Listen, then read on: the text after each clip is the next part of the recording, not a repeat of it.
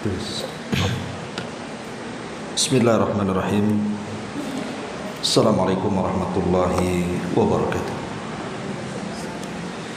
Alhamdulillah wassalatu wassalamu ala Rasulillah wa ala alihi wa sahbihi wa mawalah wa la hawla wa la quwwata illa billahi wa ba'du.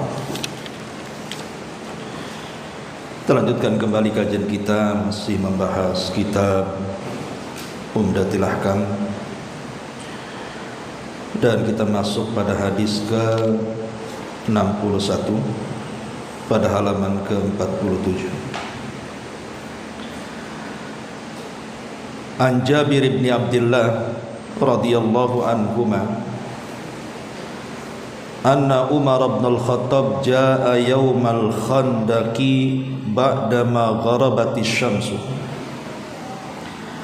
faja'ala yasubbu kuffara Quraisy wa qala ya Rasulullah ma kittu usalli al-asra hatta kadati syamsu taghrub faqala an-nabiy sallallahu alaihi wasallam ma sallaituha qala fakumna ila buthan fatawadda'a lis-salati wa tawadda'na laha fa shalla al-asra ba'dama gharabati syamsu thumma shalla ba'daha al-maghrib. Dari Jabir bin Abdullah radhiyallahu an, seorang sahabat Ansar, satu di antara 7 sahabat yang banyak meriwayatkan hadis Nabi sallallahu alaihi wasallam. Beliau menuturkan bahwa Umar bin Khattab radhiyallahu an datang pada saat perang Khandaq, maksudnya perang Ahzab. Setelah matahari terbenam, dia pun mencaci maki orang-orang Quraisy. Umar berkata, "Ya Rasulullah, aku belum mengerjakan salat asar hingga matahari hampir tenggelam." Maka Nabi sallallahu alaihi wasallam bersabda, "Demi Allah, aku juga belum mengerjakan salat asar." Jabir perawi hadis mengatakan, kami lantas beranjak menuju Buthan, sebuah tempat. Nabi lalu berwudu untuk salat dan kami juga berwudu untuk salat. Beliau lantas mengerjakan salat asar pada saat matahari telah tenggelam. Setelah itu beliau mengerjakan salat maghrib.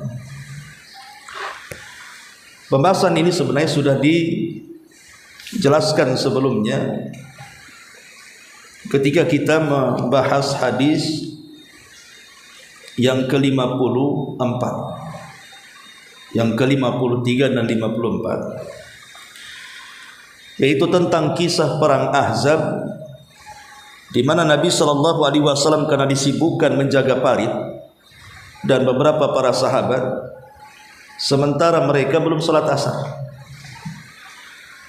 Baru reda peperangan itu setelah matahari hampir terbenam. Lah Umar bin Khattab radhiyallahu anhu mengingatkan Rasul bahwa mereka belum salat, sementara matahari hampir terbenam, artinya waktu salat asar mau habis. Rupanya Nabi sallallahu alaihi wasallam juga belum salat. Akhirnya kemudian mereka semua datang ke Buthan, sebuah tempat. Disitulah mereka mengambil wudu, kemudian melaksanakan asar di luar waktunya karena sudah masuk waktu maghrib. Kemudian mereka salat asar, baru setelah itu melaksanakan salat maghrib. Jadi tidak perlu dibahas, kita masuk pada bab yang ke-9, keutamaan dan kewajiban salat berjamaah.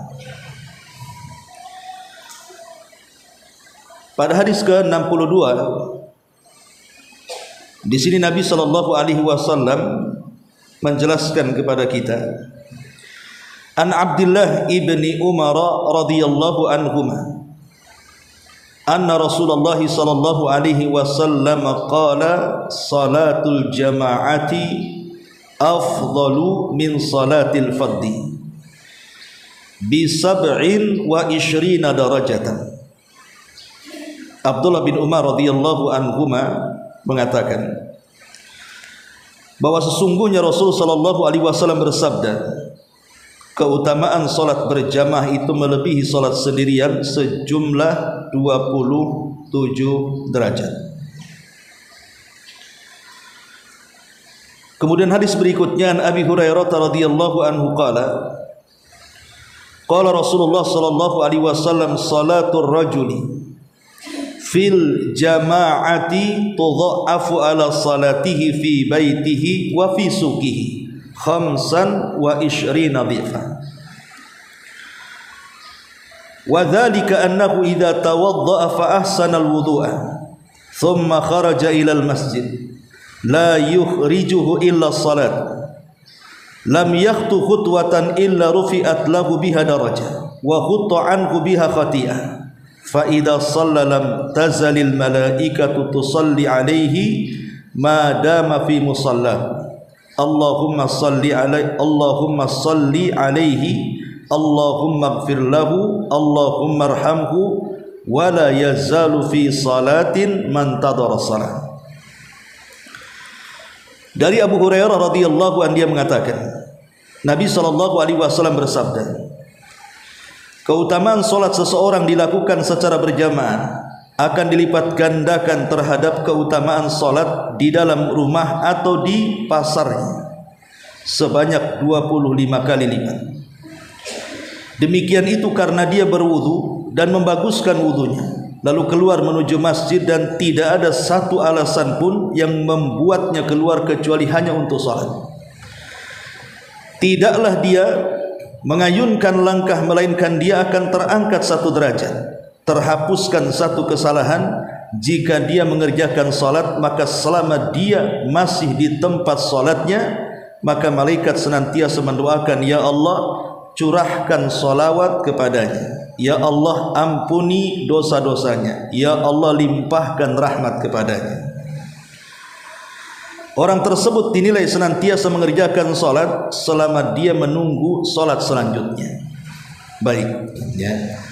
Ma'asyiral muslimat yang dimuliakan Allah Subhanahu wa taala, sebelum saya jelaskan dua hadis ini, ada hal-hal yang perlu diketahui tentang seputar masjid saat melakukan salat berjamaah. Pertama, adab untuk melangkahkan salat ke masjid. Pertama, ta'zimun niyat. Ibu harus mengagungkan niat. Jadi ketika kita ada niat untuk melangkahkan ke masjid, maka jangan sekedar mengayunkan langkah, tapi ada niat dalam hatinya, mau apa kita ke masjid? Mau salat, mau belajar, mau zikir, mau baca Quran, harus ada niat. Karena niat itulah yang menjadikan perkara kecil menjadi besar dan perkara besar menjadi kecil. Ini yang pertama. Yang kedua, al-hirsu 'ala at-taharati was-samtul hasan. Sebelum berangkat, seharusnya kita ini sudah dalam posisi suci, baik dari hadas besar ataupun hadas kecil.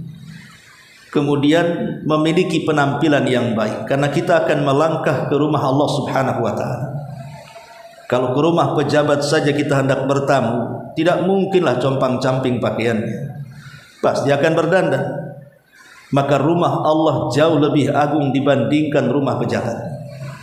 Ini yang kedua. Yang ketiga, at-tahalli bis-sakinati inda dhihabi ilal masjid.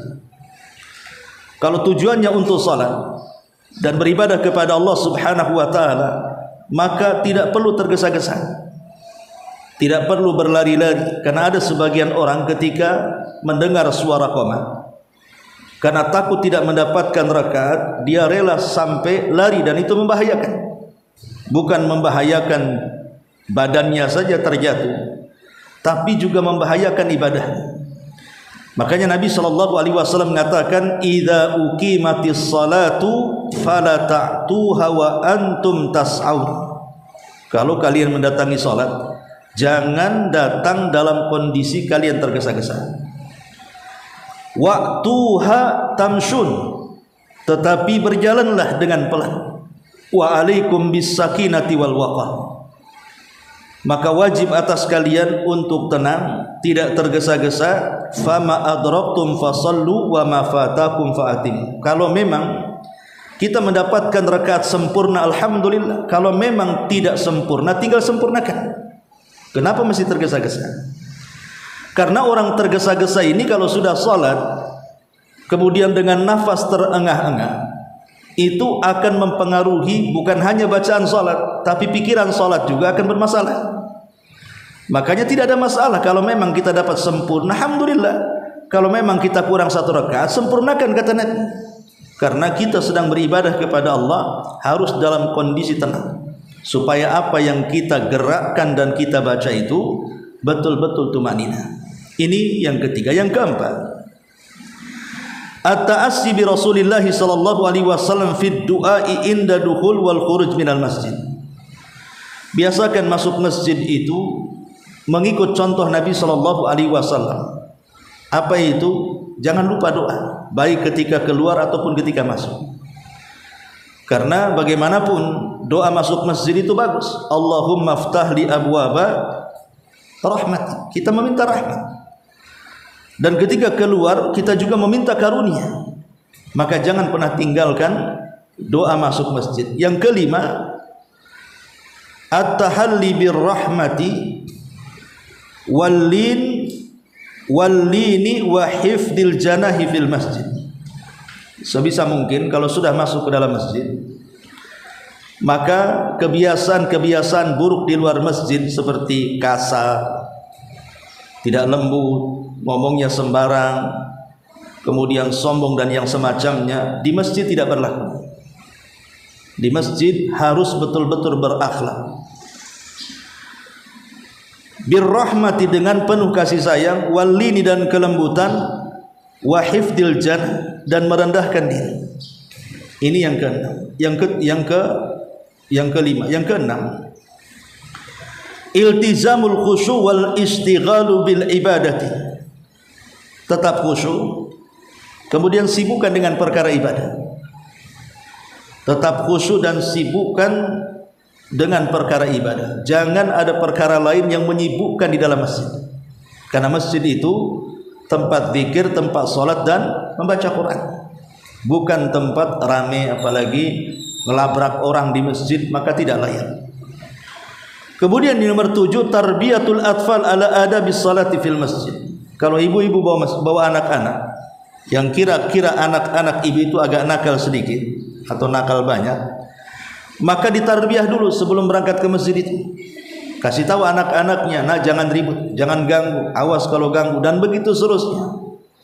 Karena terkadang ada anak-anak itu yang tidak terkontrol sikapnya, dan celakanya orang tuanya membiarkan ketika anak ini mengganggu orang lain sholat, entah dengan teriakannya, entah dengan lari-larinya. Makanya Syekhul Islam Ibnu Taimiyah rahimahullah ta'ala mengatakan, kalau anak itu penurut, bawa ke masjid, biar dia belajar sholat dengan kedua matanya. Tanpa ibu ajari, nanti dia bisa bergerak sendiri karena melihat orang. Tapi kalau sekiranya anak itu memang agak aktif, memadaratkan yang lain, sebaiknya tidak diajak ke masjid, karena akan mengganggu orang dan bisa melakukan yang diharamkan Allah Azza wa Jalla. Tarbiyah dulu di rumah, kalau sudah baik bawa ke masjid. Ini yang nomor 7. Yang nomor 8, al-hifad ala nadhafatil masjid. Jangan ngotor di masjid, bawa sampah ke masjid, ngaji sambil makan kacang, kulitnya berserak di mana-mana. Ibu yang ngotor, orang lain yang sibuk membersihkan. Karena bagaimanapun keutamaan membuang sampah dalam masjid itu sangat mulia, akan diangkat derajatnya di sorga. Jadi orang yang mengambil sampah itu memiliki kemuliaan. Maka orang yang membuang sampah ini sebuah kehinaan. Maka jangan ngotor di masjid. Kemudian yang nomor 8, mahabbatul muslimina wa du'a'u lahum. Karena masjid itu kan kita tidak sendiri, pasti ada kawan-kawan yang lainnya. Maka salinglah mencintai di antara kaum muslimin dan doakan mereka dengan kebaikan. Inilah di antara adab ketika kita melangkahkan ke masjid. Di sana ada adab dalam masjid, ini yang paling penting. Kalau ibu sudah masuk ke masjid atau siapapun yang ada dalam masjid, Pertama, assalamu alal musallina inda duhulil masjid. Ucapkan salam kalau ada kawan kayak sekarang ini ngaji kan, itu datang ya ucapkan salam kepada teman-temannya yang sudah duluan ada di masjid. Karena ada sebuah riwayat disebutkan dalam sebuah riwayat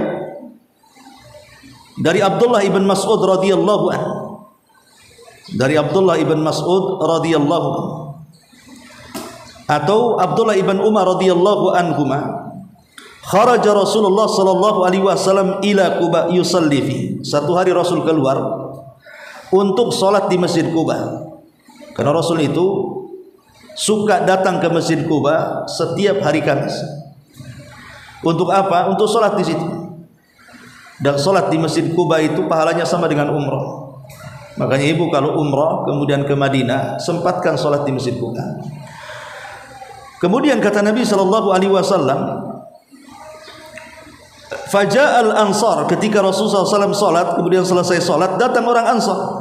Fasallimu alaihi wa huwa yusalli. Orang Ansar ini datang kepada Rasul, Rasul sedang salat, orang Ansar datang, mereka mengucapkan salam padahal Rasul sedang salat. Qala faqultu li Bilal. Kemudian Abdullah bin Umar mengatakan, aku berkata kepada Bilal, kaifa ra'aita Rasulullah sallallahu alaihi wasallam yaruddu alaihim hina kanu yusallimun alaihi wa huwa yusalli. Maka Abdullah bin Umar bertanya kepada Bilal, Bilal, kau kan ada di situ.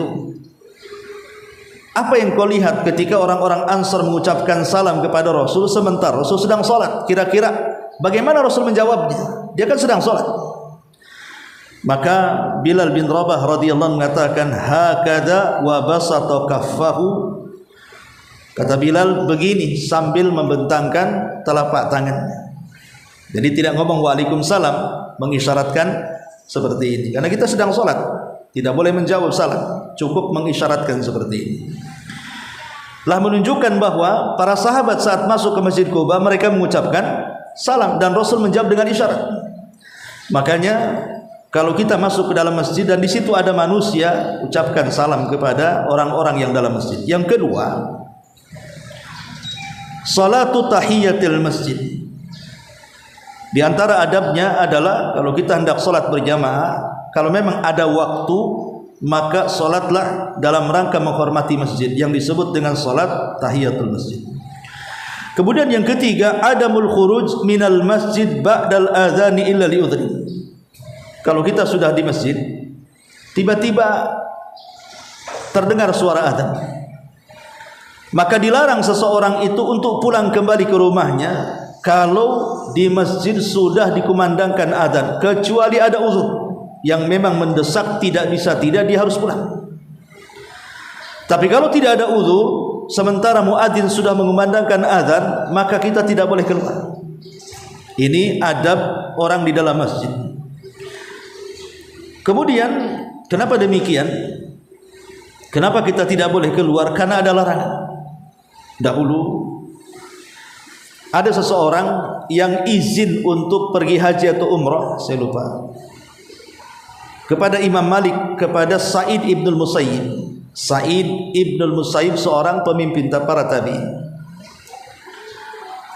Kemudian orang ini mengatakan, ya Imam, saya minta izin, minta doanya, saya akan berangkat umrah atau haji. Lah kebetulan ketika itu sedang berkumandang adzan. Maka Sa'id menasihati, jangan pergi, sholatlah dulu. Dia mengatakan tidak bisa, nanti rombongan saya meninggalkan saya. Kata Sa'id, sholat dulu, karena itu sunnahnya. Tapi dia tetap kemudian keluar di saat adzan berkumandang. Maka Sa'id mengatakan, hati-hati, hati-hati. Kenapa dia mengatakan seperti itu? Karena biasanya orang yang menyelisih sunnah akan terjadi sesuatu. Rupanya betul ketika dia naik ke untanya kemudian berangkat, untanya terperosok, kemudian dia jatuh dan patah tulang. Kisah ini menunjukkan bahwa orang-orang yang menyelisih sunnah Nabi SAW, maka terkadang diperlihatkan bagaimana fitnah dan azab itu diturunkan secara kes kepada mereka. Itulah yang Allah katakan, falyahdharil ladzina yukhalifuna an amri an tusibahum fitnah aw yusibahum adzabun alim. Hati-hati terhadap perkara yang Allah dan Rasulnya telah perintahkan. Jangan diselisihi, kalau tidak akan ditimpa fitnah kepada mereka atau azab yang pedih. Ini yang ketiga. Yang keempat, adamul kalam bil batil fil masjid. Adamul kalam bil batil, jangan mengucapkan kalimat-kalimat kebatilan dalam masjid. Tidak boleh seseorang itu mengucapkan hal-hal yang tidak patut, tidak ada faedahnya di masjid. Seperti gibahin orang di masjid. Apa nggak ada tempat lain gibahin orang di masjid? Masjid bukan tempat gibah. Namimah di dalam masjid, dusta di dalam masjid, ngompori orang di dalam masjid. Maka perkara-perkara bahkan yang tidak ada faedahnya sekalipun, tidak haram tapi tidak ada faedahnya. Ngobrol sana kemari, ngalir ngeton, ngidul, apa itu bahasa Jawanya, pokoknya semua arah disebutkan. Nah ini nggak layak di masjid untuk tempat bicara hal-hal yang tidak faedahnya, apalagi yang diharamkan oleh Allah Subhanahu wa taala. Kenapa demikian? Karena Allah mengatakan fi buyutin adinallah an turfa, di rumah-rumah Allah tidak boleh seseorang itu mengangkat suara, maksudnya suara-suara kebatilan. Kalimat an turfa, kata Abdullah ibn Abbas, maksudnya anil lagwi fiha, ucapan-ucapan yang tidak ada faedahnya. Nyanyi-nyanyi di masjid, kadang aneh, nyanyi-nyanyi di masjid. Harusnya baca Quran, berzikir atau sholat, atau amalan-amalan yang ada faedahnya. Ini yang keempat. Yang kelima, ada musyah wa raf'us sauti bil masjid. Tidak boleh teriak-teriak, mengangkat-ngangkat suara di masjid. Karena dikhawatirkan kalau ada orang yang sholat di sekitarnya akan mengganggu. Ngobrol-ngobrol, tapi tidak usah kemudian diangkat suaranya sampai orang yang sholat sunnah, orang yang baca Quran, orang yang sedang berzikir terganggu dengan obrolan kita. Ataupun boleh jadi ibu bawa handphone, harusnya kan kalau masuk masjid di silent lah atau dimatikan. Ini enggak. Terkadang ada karena kejahilannya, ketika dia sedang sholat sunnah, handphonenya kemudian berdering, dibiarkan saja sampai mengganggu orang yang lainnya. Harusnya kan diambil, dimatikan. Itulah terkadang benda-benda mubah ini menjadi haram gara-gara kita tidak pandai menggunakannya. Maka yang kelima, jangan teriak-teriak. Kemudian yang keenam, adamul ishtighali fil masjid bi umuri dunya. Tidak menyibukkan obrolan seputar dunia di masjid. Tidak usah cerita dunia di masjid itu. Masjid ini tempat akhirat. Kalau mau cerita dunia, pulang sana, ngobrol di rumah sana. Jadi masjid ini bukan tempat obrolan tentang dunia, ngobrol jual beli, masalah bisnis. Di masjid tidak usah. Semana usahanya, bajunya bagus, sudah datang barangnya, berapa harganya, itu bukan di masjid tempatnya. Obrolan itu di pasar sana. Maka masjid bukan pasar, jangan cerita soal dunia. Bahkan mengumumkan barang hilang di masjid saja tidak boleh. Umpamanya ibu ngaji nih, dompet lupa, dicari nggak ada. Kemudian ibu ngomong sama pengurus, bisa nggak diumumkan di masjid ini dompet saya hilang di masjid? Nggak boleh. Bahkan kalau ada orang yang minta dicarikan barang hilang di masjid, kita doakan semoga tidak ketemu barangnya. Karena masjid bukan untuk pengumuman itu. Dan hakikatnya nggak mungkin orang naruh di masjid hilang. Karena orang yang masuk masjid itu semua orang baik. Kecuali memang dia sengaja nyopet di situ kan. Ya bilang saja saya mencari barang, kalau sudah ketemu ya sudah. Kalau mau diumumkan di luar masjid. Ini yang keenam. Kemudian yang ketujuh, al-hadar minan naum. Hati-hati, jangan jadikan masjid itu tempat tidur. Ibu satu malam tidak tidur, kemudian ngaji, sengaja pindah ranjang tuh namanya. Ya ibu tidur di pengajian akhirnya kan. Memang paling cepat sih ngantuk di pengajian itu. Tapi kalau sudah selesai ngaji, ngobrol, hilang pula ngantuknya. Itu setannya lari. Lah ini masjid ini bukan untuk tempat tidur. Tidur di masjid tidak dilarang. Tetapi bukan berarti kemudian menjadikan sebuah kebiasaan datang ke masjid hanya untuk tidur. Maka sebaiknya seseorang itu hindari tidur. Makanya ada hadis Nabi, idza na'isa ahadukum wa huwa fil masjid falyatahawwal min majlisihi dzalik ila ghairi. Kalau ibu duduk di sana nih umpamanya baca Quran, ngantuk, ganti tempat, ganti posisi, jangan di situ terus, kata Nabi. Kalau salah seorang di antara kalian ngantuk, jangan di satu posisi, pindah ke posisi yang lain. Umpamanya ibu bersandar ngantuk, cari tempat yang tidak ada sandar, atau cepat ambil wudhu, dan begitu seterusnya. Ini menunjukkan apa? Masjid ini bukan tujuan tidur. Kalau tertidur boleh saja karena kecapean dan begitu seterusnya. Kemudian yang nomor 8, taswiyatus sufuf wal i'tina'u biha. Seseorang kalau sudah masuk pada saf ketika salat berjamaah, maka perhatikan safnya. Dan ibu harus betul-betul memperhatikan kelurusan dan kerapatan safnya.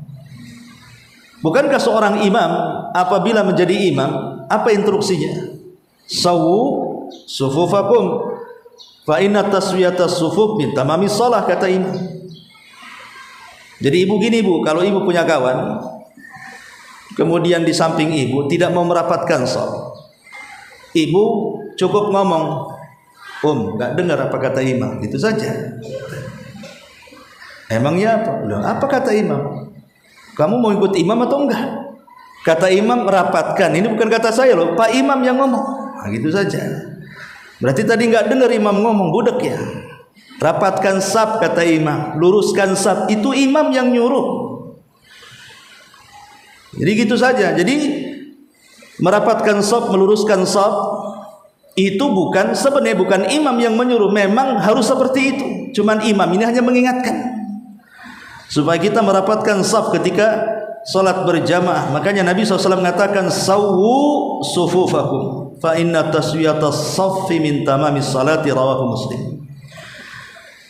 Luruskan saf-saf kalian, rapatkan saf-saf kalian, karena lurus dan rapatnya saf itu termasuk dari kesempurnaan salat. Dalam hadis yang lain, istawu wa la takhtalifu fatakhtalifu qulubukum. Lurus, rapat, jangan berselisih. Karena kalau kalian tidak lurus dan tidak rapat, boleh jadi Allah akan membuat hati-hati kalian bercerai-berai. Makanya sebenarnya kalau kita melihat di lingkungan kita ini bersatu atau tidak orang-orang sini, sehati atau sefrekuensi atau tidak, itu lihat sholatnya sebenarnya.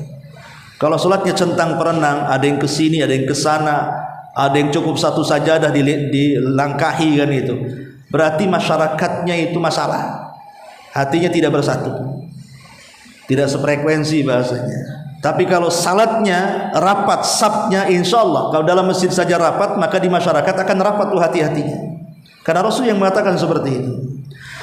Kemudian yang nomor 9, kaifiyatu taswiyatis sufuf lis salati.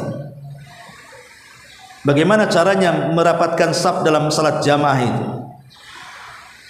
Disebutkan di dalam hadis Nu'man ibn Bashir, fara'aitu rajula, maka aku melihat, kata Nu'man ibn Bashir, seseorang menempelkan mangkibahu bimangkibi sahibi, maksudnya bahu dia dengan bahu saudaranya, bahu dengan bahu gitu maksudnya.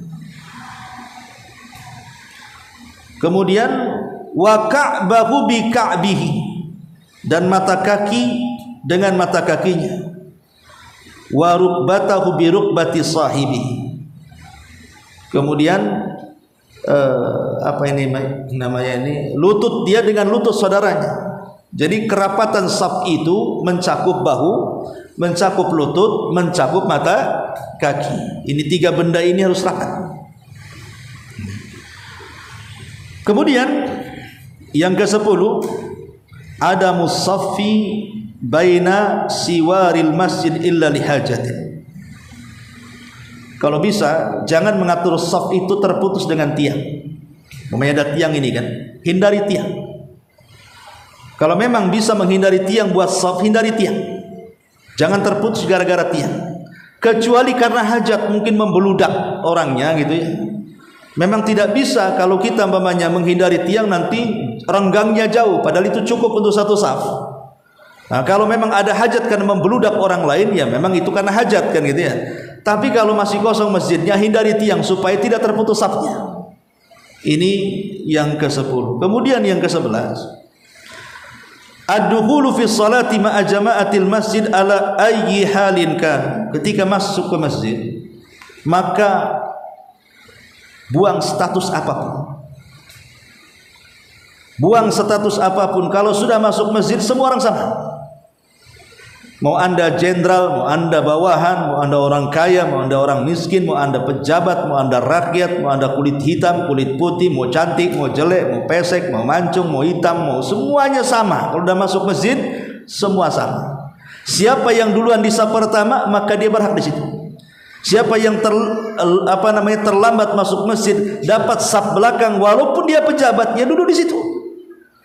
Karena masjid itu tidak membeda-bedakan status. Yang membeda-bedakan status itu hanya ketakwaan saja.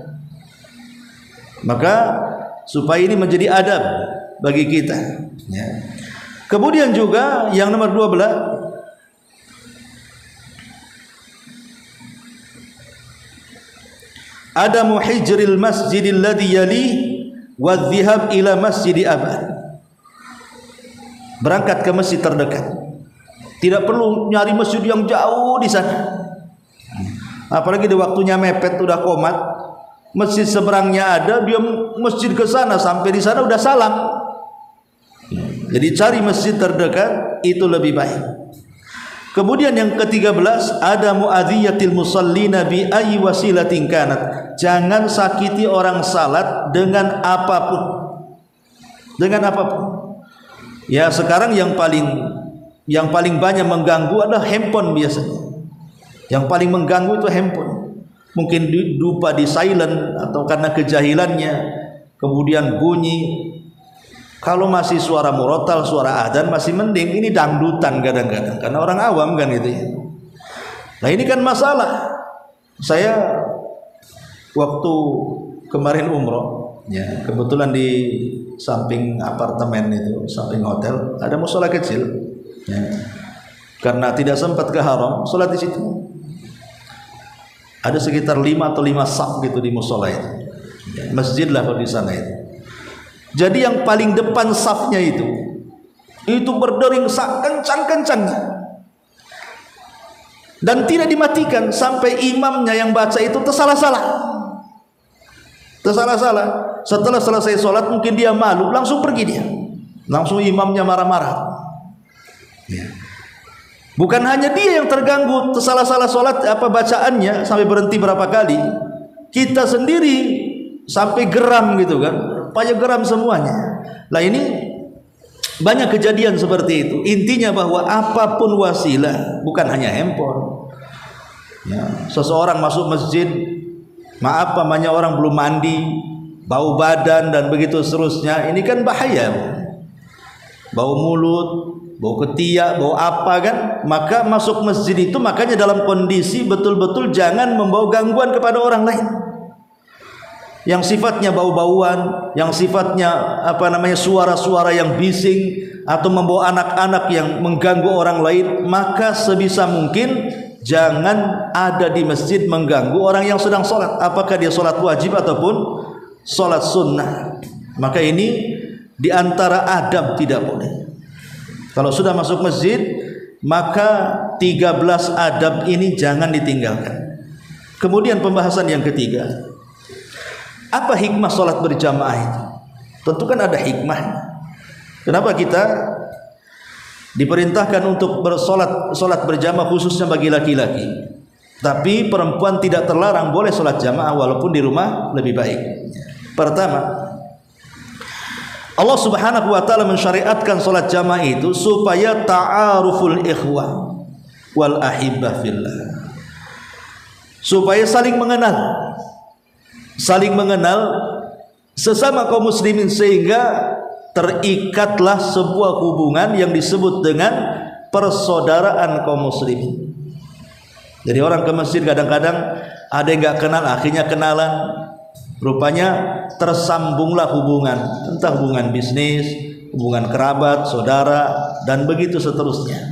Supaya seseorang itu mengenal, karena bagaimanapun Nabi mengatakan walladzi nafsi biyadi la tadkhulul jannah hatta tu'min wa la tu'minu hatta tahabbu. Kalian tidak akan masuk surga sampai kalian beriman, dan kalian tidak dinyatakan beriman sampai kalian saling mencintai sesama kalian. Kemudian kata Nabi SAW, awala adullukum ala syai'in idza fa'altumuhu tahabbtum bainakum afsus salam bainakum. Kata Nabi, maukah aku kabarkan kepada kalian sesuatu yang bisa kalian merekatkan hubungan rasa sayang sesama kaum muslimin? Sebarkan salam. Kata Nabi SAW, sebarkan salam. Artinya Nabi SAW ingin bahwa sesama kaum muslimin itu ada kerekatan dalam persaudaraan. Salah satunya dengan mengucapkan salam. Dan ketika kita masuk ke dalam masjid, kita akan berjumpa dengan banyak manusia. Bukan hanya makin dekat dengan tetangga, tapi juga yang kita tidak kenal akhirnya kenal. Ini yang pertama. Yang kedua, bahwa annallaha arada liman adraka takbiratal ihram 40 yauman. Allah menghendaki bagi orang-orang yang salat berjamaah dan dia sanggup mendapatkan takbiratul imam selama 40 hari, an yakuna abdan bari'an minan nifaq wa minan nar, agar dia terhindar dari sifat munafik dan terhindar dari panasnya api neraka. Jadi Allah menghendaki dengan salat jamaah ini supaya kita tidak menjadi orang munafik dan supaya kita tidak menjadi penghuni neraka. Syaratnya kata Rasul, man shalla lillahi arba'ina yauman fi jama'atin. Barang siapa yang salat karena Allah 40 hari dalam bentuk jamaah. Kemudian yudrik takbiratul ula, dia mendapatkan takbiratul ihram imam, kutiba lahu bara'atan, dicatat padanya dua hal yang bisa melepaskan dirinya. Pertama, bara'atun minan nar, dia akan berlepas diri dari api neraka. Dan yang kedua, wa bara'atun minan nifaq, dia akan berlepas diri dari sifat kemunafikan. Ini yang kedua. Yang ketiga, jadi Allah Subhanahu wa taala menjadikan salat berjamaah itu kan untuk perkumpulan kaum muslimin, agar kaum muslimin numplak di satu tempat. Lah dari situlah kemudian tercipta ta'lifu qulubihim, kelembutan hati sesama mereka. Karena boleh jadi setelah kenalan, rupanya si anu itu orang nganggur, kasihan juga. Betul dikasih kerjaan. Oh si anu rupanya orang susah, orang miskin, anak yatim, begitu. Akhirnya kan sesama mereka saling tak kenal atau kasih informasi jadinya kan. Kalau saya mau sedekah sama siapa, oh ini kan ada jemaah kita yang susah, kita kan sering ketemu di masjid, bantu dia. Akhirnya apa? Terhubunglah hati kita dengan hati mereka. Yang tadinya bingung mau sedekah kemana, mau bantu siapa, ketika masuk ke dalam masjid, informasi terbuka semua di situ. Akhirnya terciptalah hati-hati sesama kaum muslimin, muncul kelembutan untuk berbuat baik sesama mereka. Ma'asyiral muslimat yang dimuliakan Allah Subhanahu wa taala. Kemudian yang nomor 4, Allah menjadikan salat jamaah ini bagian daripada syiar. Syiar dari syiar-syiar Allah Subhanahu wa taala. Dan syiar ini adalah bentuk takwa. Ketika kita berusaha untuk mengagungkan syiar Allah, menampakkan syiar Allah, maka Allah mengatakan dzalika wa man yu'azzim sya'airallah fa innaha min taqwal qulub. Siapapun yang hendak mengagungkan syiar-syiar Allah, maka itu bagian daripada ketakwaan dalam hatinya. Maka ketika Allah mensyariatkan salat berjamaah, itu adalah bentuk syiar yang harus disyiarkan. Dan itu bagian daripada alamat ketakwaan seseorang kepada Allah Subhanahu wa taala. Kemudian yang kelima, sababan li tauhidil muslimin. Sababan li tauhidil muslimin. Salat jamaah ini satu sebab yang sangat besar untuk menyatukan kaum muslimin. Untuk menyatukan kaum muslimin, sehingga dengan bersatunya kaum muslimin maka akan memupuk kekuatan kaum muslimin. Karena musuh-musuh Islam, mereka takut ketika kaum muslimin bersatu, menampakkan kekuatan mereka di masjid. Ingat akhir zaman ketika Imam Mahdi al-Muntadhar menyerang pasukan Dajjal bersama Isa bin Maryam. Itu dilakukan setelah melaksanakan sholat subuh. Jadi mereka sholat subuh berjamaah, diimami oleh Al-Mahdi dan Isa di belakangnya, dan kaum muslimin yang ada di Bukit Tur. Setelah itu mereka baru turun gunung, kemudian berperang melawan Dajjal dan berhasil membunuh Dajjal, dan berhasil melumpuhkan pasukan Yahudi, sampai mereka orang-orang Yahudi sembunyi di batu. Batu bisa bicara, hei muslim, orang Yahudi di belakang, bunuh dia. Ada Yahudi kemudian sembunyi di lubang-lubang pula bisa bicara. Semua yang tempat sembunyinya Yahudi bisa bicara, kecuali satu pohon, kata Rasul, pohon Gharqad yang kemarin kebakaran di Sri Wilson. Ini yang ke-6. Yang ke-7, yang ke-6, yang kelima, sebab tauhidul muslimin, dan itu bentuk kekuatan kaum muslimin dan bentuk kemenangan kaum muslimin. Kemudian yang ke-6, menjadikan dengkinya orang-orang kafir kepada kita.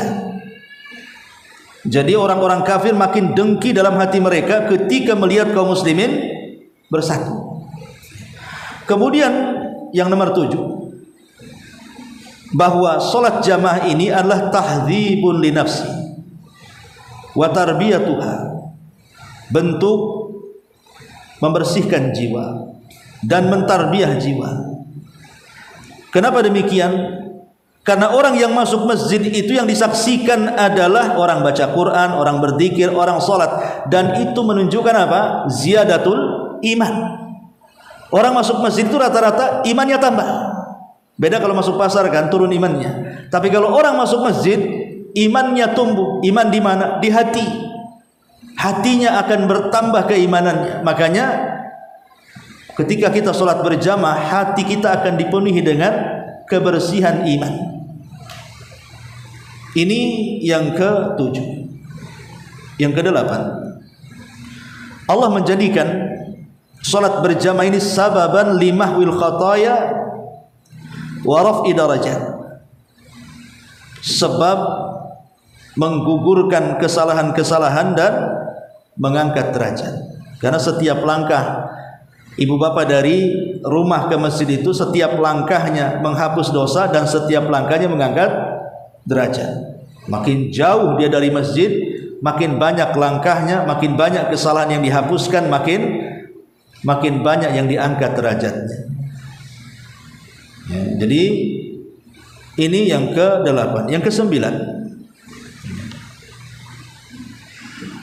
bayanu quwwatul muslimina wa dha'fihim fi imanihim id la yazdad alal masajid illa al muslimun alladzina rasikha fi qulubihimul iman fahum aqwiya. Maka orang yang sering ke masjid dan orang yang jarang ke masjid itu menunjukkan kuatnya iman dan lemahnya iman. Jadi orang yang sering ke masjid, entah sholat, dzikir, baca Quran, ngaji dan begitu seterusnya, itu menunjukkan kekuatan iman dia. Karena biasanya tidak ada yang masuk ke masjid untuk mendekatkan diri kepada Allah itu karena imannya naik. Dan tidak ada orang yang enggan datang ke masjid, baik untuk sholat, ngaji, baca Quran, sama sekali tidak memasuk masjid, itu menunjukkan lemahnya iman dia. Jadi masjid ini bisa jadi barometer apakah orang itu meningkat imannya atau menurun imannya. Maka yang harus dipahami, inilah diantara 9 dari hikmah kenapa disyariatkan salat berjamaah. Ya. Wallahu alam, ini perkara-perkara sebagai muqaddimah masuknya keutamaan dan kewajiban salat berjamaah. Lah dalam hadis Abdullah ibn Umar radhiyallahu anhuma yang kita baca di sini, Nabi mengatakan bahwa salat jamaah itu lebih afdal dibandingkan salat sendirian, jaraknya 27 derajat. Sementara dalam hadis Abu Hurairah 25 derajat. Ya, ada yang mengatakan 25, ada yang mengatakan 27 derajat. Maksudnya derajat di sini artinya derajat, maksudnya pahala. Ada yang mengatakan pahalanya lebih besar dibandingkan sholat sendiri. Ada yang mengatakan derajat di sini maksudnya tingkatan nanti di sorga. Tingkatan di sorganya lebih tinggi dia dibandingkan sama-sama sholat. Sama-sama sholat maghrib, sholat isya, subuh, zuhur, asar. Tapi yang satu di rumah, yang satu di masjid. Nanti ketika masuk sorga, yang suka di masjid tentu bagi laki-laki ya, kalau perempuan gak di rumah. Itu tingkatannya sampai 25 sampai 27 tingkatan. Dan hadis ini juga sebagai dalil bahwa sholat jamaah itu hukumnya sunnah muakkadah, bukan wajib. Sebab kalau wajib berarti sholat di rumah berdosa, harus ke masjid semua. Makanya mayoritas para ulama mengatakan, dari mazhab Syafi'i mengatakan bahwa sholat berjamaah itu sunnah muakkadah. Tapi ada juga yang mengatakan wajib, seperti mazhab Hanabilah mengatakan wajib. Ya. Tapi pendapat yang kuat sholat berjamaah itu sunnah muakkadah. Walaupun muakkadah, tapi Rasul tidak pernah meninggalkan sholat berjamaah dan dia imamnya. Hatta Imam Syafi'i yang mengatakan sholat jamaah itu sholat sunnah muakkadah, dia pun sholat di masjid. Artinya kenapa demikian? Karena bagaimanapun kualitas orang sholat di masjid dengan sholat di rumah itu berbeda. Kalau orang masuk masjid, Bu, semua ibadah ibu bisa borong. Langkahnya dari rumah ke masjid saja sudah dapat pahala. Kemudian masuk ke masjid kita sudah dapat rahmat dan pulang mendapatkan karunia. Kemudian di dalam masjid di situ banyak sholat sunnah yang bisa kita lakukan. Kemudian setelah sholat di situ ada wirid yang bisa kita bacakan. Kemudian tadi seabrek keutamaan, ketemu orang, mengucapkan salam, membantu orang, memberikan saran, macam-macam kebaikan. Dan itu tidak didapati kecuali orang yang sholat ke masjid. Kalau sholat ke rumah, apa yang ibu dapatkan? Terkadang ibu tidak bisa khusyuk. Umumnya orang sholat di rumah itu bukan hanya kilat-kilat khusus, suratnya juga dipilih-pilih sama dia. Nggak mau yang panjang-panjang, pasti yang pendek-pendek. Kalau perlu bagi dua satu surat. Kemudian yang kedua, terkadang sempurna itu salam ke kanan saja, ke kiri sambil berdiri, sibuk ke dapur lagi, dah sempat wirid dia. Terkadang qobliyah ba'diyah pun lewat. Karena apa? Yang penting yang wajib selesai. Lah ini banyak madaratnya kan gitu. Salat di rumah itu maksudnya kualitas salat di masjid dengan salat di rumah, tentu di masjid lebih banyak keutamaan di luar yang akan masuk ke dalam. Makanya di sini kenapa kemudian dijadikan bab dalam bab ke-9 ini keutamaan dan kewajiban salat berjamaah. Ya, wallahu alam. Insyaallah tambahan keterangannya kita tambah minggu depan. Sampai di sini dulu. Sebelum saya tutup silakan kalau ada yang bertanya.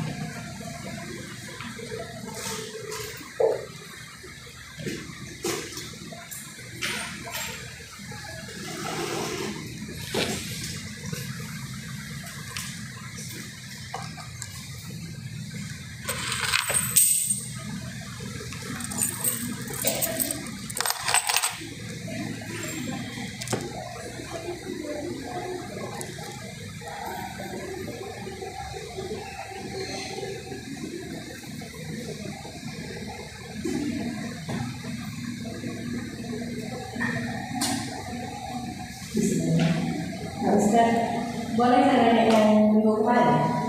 Gimana? Yang sholat subuh itu, kan kata Ustaz, saya itu sholat sebelum subuh itu antara azan dan qomat. Itu sholat fajar, sunnah fajar. Bukan sholat sunnah sebelum subuh. Iya. Ibu tanya sholat sunnah apa? Iya, sebelum subuh ini bisa tahajud, bisa witir, bisa 2 rakaat fajar. Dibedakan. Kalau tahajud dan witir itu dilakukan sebelum azan. Kalau sholat sunnah fajar yang pahalanya besar bagaikan dunia dan isinya, itu dilakukan setelah azan, sebelum qomat. Iya, saya di kalau di masjid ya. Enggak, di rumah bisa. Iya, kan ibu-ibu kan sholat di rumah. Iya, maksud saya gini loh. Kan kalau tadi kan antara azan dan qomat ya, berarti kadang-kadang gitu. Umpamanya saya di rumah, bangunnya orang udah agak telat. Sholat gitu ya. Tapi saya sholat dulu gitu. Boleh, selama waktunya cukup. Iya, fatwa para ulama Syekh bin Baz, Syekh Utsaimin membolehkan selama waktunya cukup. Kalau waktunya tidak cukup, jangan bersikeras mendahulukan yang sunnah, melalaikan yang wajib. Tapi kalau waktunya cukup, umpamanya di masjid sudah selesai sholat, ibu terbangun, ya. Kalaupun ibu sholat umpamanya 2 rakaat fajar dengan 2 rakaat subuh masih panjang, lakukan, karena masih ada waktu untuk menggabungkan 2 sholat. Tapi kalau waktunya sempit, jangan. Ibu bangun mau dekat syuruk, kemudian ibu bela-belain 2 rakaat sunnah, ketika sholat subuh masuk waktu syuruk. Ini kan orang tidak berakal namanya. Masa mendahulukan yang sunnah meninggalkan yang wajib. Makanya lihat waktunya. Lihat waktunya. Kalau mepet jangan. Tapi kalau masih memungkinkan, maka itu lebih baik lakukan 1 dayung 2 sholat terlewati. Wallahu a'lam. Oh ya, ini sudah setengah 10 lah, takut saya terlambat ke Batam Center. Subhanaka wa bihamdika asyhadu an la ilaha illa anta astaghfiruka wa atubu ilaik. Allahu ta'ala alam. Assalamualaikum warahmatullahi wabarakatuh.